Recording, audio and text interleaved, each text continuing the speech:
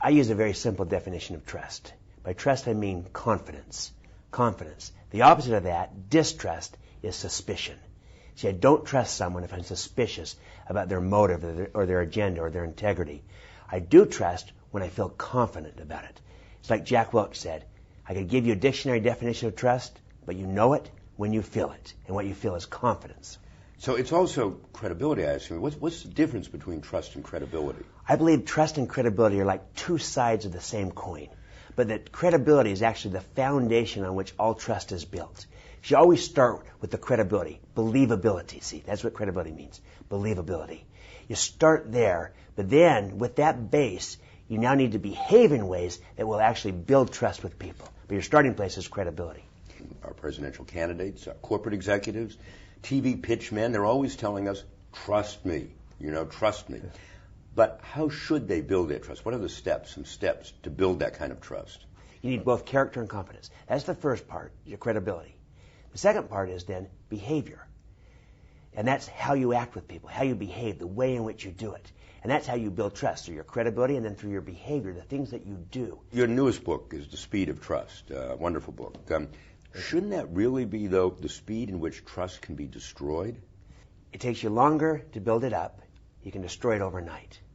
It's like Warren Buffett said, it takes 20 years to build a reputation and 5 minutes to ruin it. And that's what can happen. You literally can destroy the trust that you have overnight with behaviors that do that. It takes you longer to build it up. But here's what I mean by the speed of trust. Warren Buffett, very trusted, right? Extremely credible, very trusted. He wrote about this in his annual report. He did a deal with Walmart where he bought McLean Distribution, $23 billion enterprise. To do the McLean deal, he had one meeting of 2 hours. He shook hands. 29 days later, Walmart had their money. He did no due diligence because he knew everything would be exactly the way Walmart said it would be, and it was. Now, you couldn't do that kind of deal without trust. It would be foolish to try. Trust is not just a nice-to-have social virtue. It is that, but it's much more. It is a hard-edged economic driver. Why? Because trust always affects speed and cost, and you can measure speed and cost. Those are the economics of trust. The knee-jerk reaction I found among many corporate leaders is, whoa, you can't tell them that, My goodness, the public will never understand. But my sense is that transparency is, in fact, a very important component of trust, and that you really do need to, if you've broken faith, if you will, with your clients or your customers or what have you, you need to do something like that to restore the trust.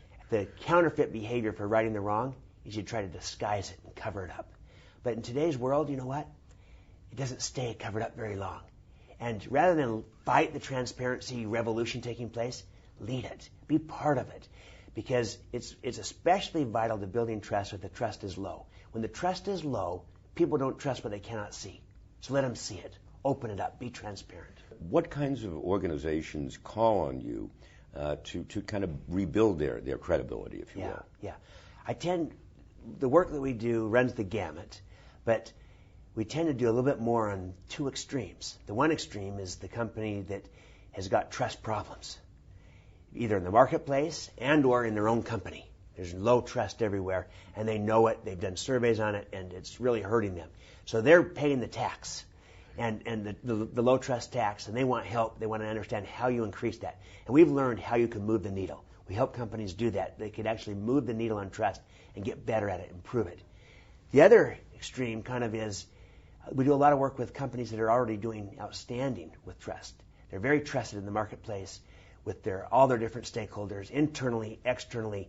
But these companies are so good, they're like Tiger Woods, right? Always getting better, trying to stay ahead of the curve, and always renewing themselves, recreating themselves. And they want to make sure that they don't ever assume this or take it for granted. And so they're constantly investing, reinvesting, and trying to stay relevant, current, and to build that trust with all their stakeholders and to never assume it or take it for granted. Kind of those two camps tend to be the majority of the work we do. Do people always trust you? I've got to be credible, both because of my character, my integrity, and my intent, but also my capabilities, my competencies, and my track record of results. And then I need to behave in the ways that build trust.